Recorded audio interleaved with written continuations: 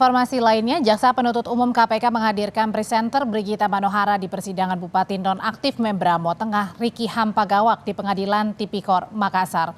Saksi Brigita Manohara, saudara, mengaku menerima uang 480 juta rupiah dan sebuah mobil dari terdakwa Riki Hampagawak. Brigita mengaku ia menerima uang tersebut sebagai bentuk apresiasi. Namun Brigita mengaku sudah mengembalikan uang hasil pemberian ke KPK.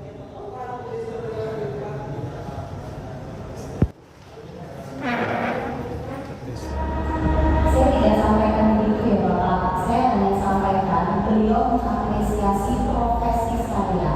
Apresiasi itu kan bisa karena Bapak kagum dengan saya, bisa karena Bapak ngefans dengan saya. Itu adalah bentuk apresiasi. Dan di situ memang saya tidak sampaikan, sekali lagi saya tidak sampaikan bahwa saya bekerja secara spesifik dengan kontrak dengan Kabupaten Mamberamo Tengah.